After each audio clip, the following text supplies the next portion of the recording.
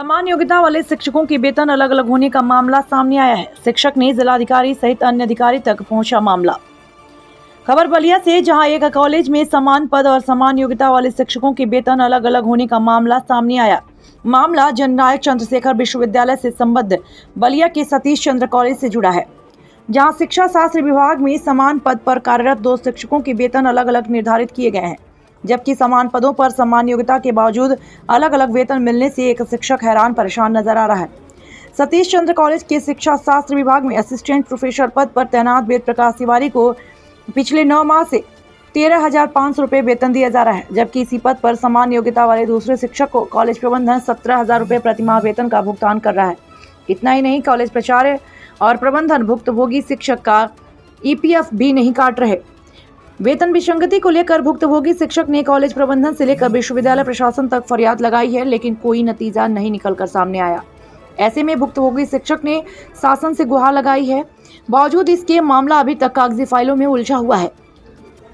फिलहाल भुक्तभोगी शिक्षक कॉलेज प्राचार्य और प्रबंधन के इस मनमाने रवैये से हैरान और परेशान है और न्याय की उम्मीद से वैधानिक फरियाद में जुटा हुआ है, जबकि कॉलेज प्राचार्य और प्रबंधन मामले को लेकर बहाने बनाने में जुटा नजर आ रहा है।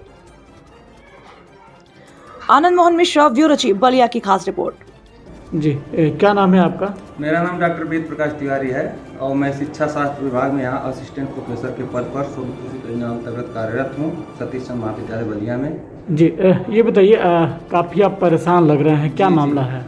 मामला ये है सर कि पिछले लगभग 9 माह पहले मेरे कॉलेज द्वारा और कॉलेज के पूर्व प्राचार्य द्वारा मेरा वेतन का जो प्रकरण था, वेतन अचानक बिना बताए चेंज कर दिया गया, कम कर दिया गया और वेतन में असमानता लाई गई। यहाँ तक कि मेरे ही विभाग में हम लोग 2 टीचर हैं, दोनों के अलग अलग वेतन निर्धारित किए गए, जबकि ऐसा कोई शासनादेश या रूल नहीं है।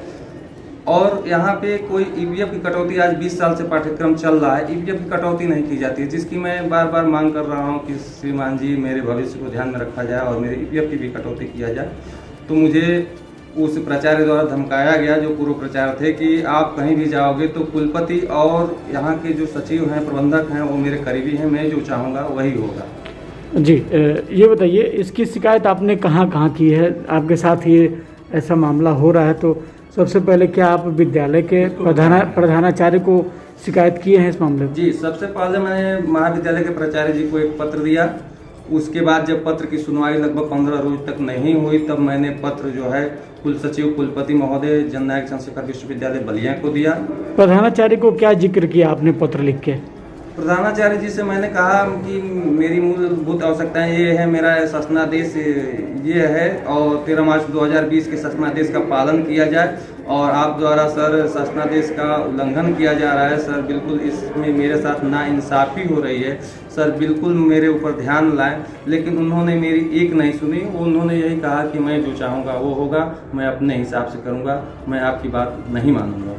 जी, इसको लेकर कहाँ पत्र दिए हैं? इसको लेकर के मैंने फिर पत्र कुलपति जी को दिया, कुल सचिव महोदय को दिया और मैंने उनसे जाकर व्यक्तिगत रूप से मिलने का भी प्रयास किया। जब मैंने कुलपति जी से मिला तो कुलपति जी ने कहा कि ये प्रबंध तंत्र का मैटर है, ये महाविद्यालय में जाओ, महाविद्यालय से समझो, हम नहीं इसमें कुछ करेंगे। अच्छा, आपने मुख्यमंत्री को भी लेटर कोई लिखा है? जी, वहाँ से क्या हुआ?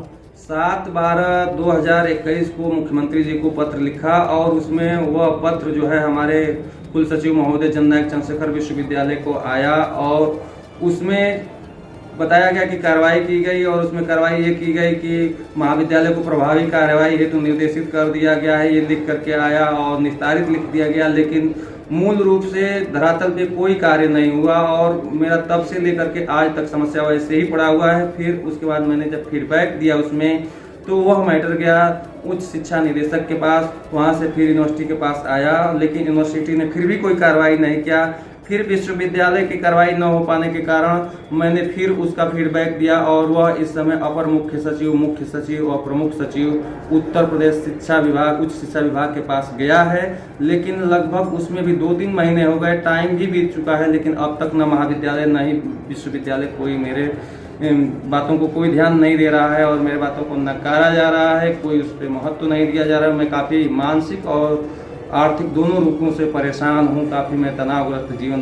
पेमेंट आता है तो उसमें भेदभाव किया जाता है हमारे यहाँ। वेद प्रकाश तिवारी नाम के सर आपके यहाँ एक हैं जो टीचर हैं, शिक्षा शास्त्र वाले हैं, उनका सीधा सीधे आरोप है कि हमारे वेतन में कटौती की जा रही है विद्यालय द्वारा।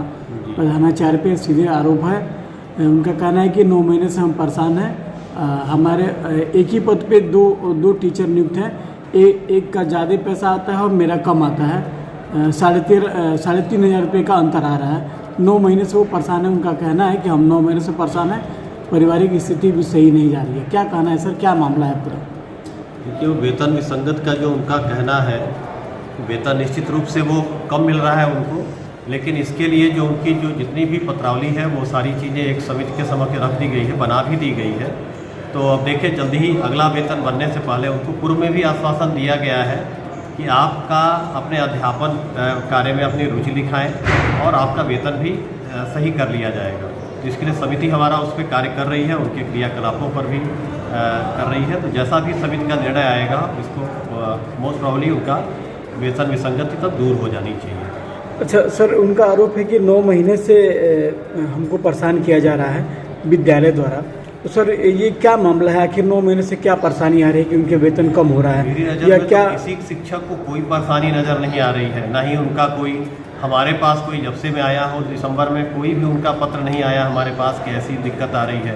मौखिक रूप से ही उन्होंने भी हमसे कहा कि सर ऐसी दिक्कत है। मैंने भी कहा कि मैं एक समिति बना दे रहा हूँ और सेल्फ फाइनेंसिंग के जो शिक्षक हैं वो सारे वो मिल करके, क्योंकि सेल्फ फाइनेंसिंग एक समस्या उसकी इस तरह से होती है कि जितना आमदनी होती है उसी में से उनको वेतन दिया जाता है। तो अगर स्टूडेंट की संख्या गिरती है या बढ़ती है तो उसी के अनुरूप उनका वेतन भी निर्धारित कर दिया जाता है और उसमें सभी शिक्षकों की भागीदारी भी होती है। तो ये ऐसा नहीं है कि ये फिक्स्ड है कि हर साल हमने फिक्स कर दिया वही हर समय देगा, चाहे हमारा वेतन, चाहे हमारी आमदनी बढ़े या घटे, ऐसा नहीं होता है। जी, उनका कहना है कि हमारे ही पद पे सेम योजना अंतर्गत एक और शिक्षक है, उनका 17,000 रुपये आता है और मेरा 13,500 आता है। और कई बार हमने शिकायत भी किया सीएम पोर्टल पे, तमाम तरीके प्रधानाचार्य से भी हमने कई बार लेटर लिखा। हमको इसका कोई वाजिब जवाब नहीं मिला कि हमारा वेतन क्यों कम आता है और उनका अधिक क्यों आता है। देखिए, एक कारण तो उसके पीछे है कि जो सीनियर है, जो पहले ज्वाइन किया हुआ है, ऐसे अन्य विषयों में भी है, कॉमर्स में भी है, जहाँ पे जो सीनियर है उसका वेतन थोड़ा अधिक है और जो बाद में 1 वर्ष 2 वर्ष बाद ज्वाइन किया है उसका वेतन उनकी तुलना में कम है। तो ये कमी इस कारण से भी है कि प्रकाश जी अन्नपूर्णा मैडम से थोड़ा बाद में ज्वाइन किए, इसलिए वेतन में थोड़ा ये अंतर है। लेकिन हमारे पूर्व प्राचार्य ने भी उनको आश्वासन दिया है कि आप पढ़ाई में अपना सबसे ज़्यादा, शिक्षक का मूल कार्य है अध्ययन अध्यापन का, उस पर आप रुचि लें और आपको देख करके ऑब्जर्व करके वेतन बढ़ाएं। तो क्या सर वो रुचि नहीं लेते थे क्या, लापरवाही करते थे क्या कोई? अब पहले जो भी हो, इधर तो उन्होंने कुछ लिया, लेकिन फिर भी हम कह सकते हैं कि उतना ज़्यादा उनमें, क्योंकि उनका मेन इस पत्राचार में बहुत उनका ध्यान जाता है। हमें नहीं समझ में आता है एक शिक्षक